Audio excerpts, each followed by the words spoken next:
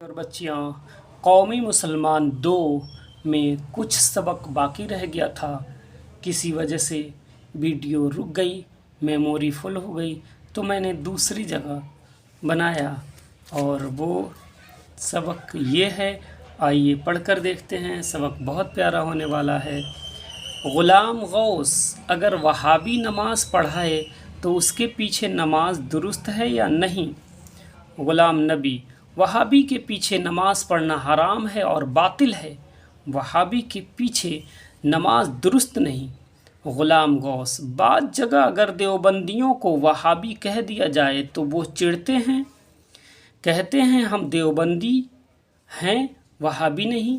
غلام نبی: وہابی عقیدہ کی پہلی اور پرانی کتاب تقویۃ الایمان ہے، جس کو ملا اسماعیل دہلوی نے وہابیت کی تبلیغ کے لیے لکھا ہے۔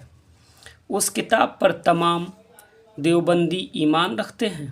دیوبندیوں کے بہت بڑے پیشوا ملا رشید احمد گنگوہی نے اپنے فتاویٰ رشیدیہ میں تحریر کیا ہے کہ اس تقویۃ الایمان کا رکھنا اور پڑھنا اور عمل کرنا عین اسلام اور موجب ثواب ہے۔ اب واضح ہو گیا کہ جو دیوبندی اپنے وہابی ہونے سے انکار کرے وہ نہایت مکار اور جھوٹا ہے۔ غلام غوث: وہابیوں کے بارے میں حکم شرعی کیا ہے؟ غلام نبی: وہابی لوگ سرکار مصطفیٰ صلی اللہ علیہ وسلم کی شان میں بے ادبی کرنے اور گستاخی لکھنے کے سبب بے دین ہیں۔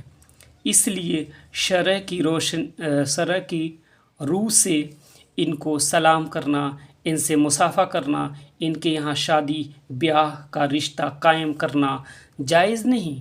ان کا ذبح کیا ہوا جانور مردار ہے، جس کا گوشت کھانا جائز نہیں۔ ان سے میل جول، دوستی، محبت کرنا حرام ہے۔ ان کے جنازے کی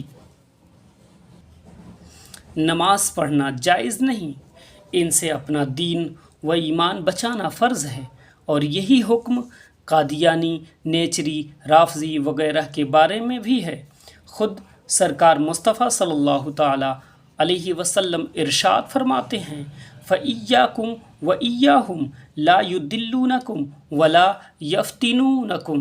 اے مسلمانوں، تم بدعقیدہ مکاروں سے الگ رہنا، ان کو اپنے سے الگ رکھنا، کہیں ایسا نہ ہو کہ وہ تمہیں حق سے بہکا دے، اور کہیں ایسا نہ ہو کہ وہ تمہارے عقیدہ بیکار کر دیں، معاذ اللہ رب العالمین۔ عزیز بچے اور بچیاں اور نونہال مسلمانوں جو آج طرح طرح کے فرقہ پرستی میں مبتلا ہیں، تو اس میں چھانے بینے ڈھونڈیں کہ حق فرقہ کون سا ہے۔ اسی حق فرقے پر ہم عمل کریں گے، اسی حق کو پڑھیں گے، اسی کو سمجھیں گے۔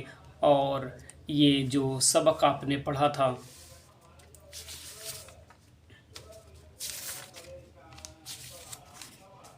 قومی مسلمان حصہ 1 اور حصہ 2 بہت ہی بہترین سبق ہے۔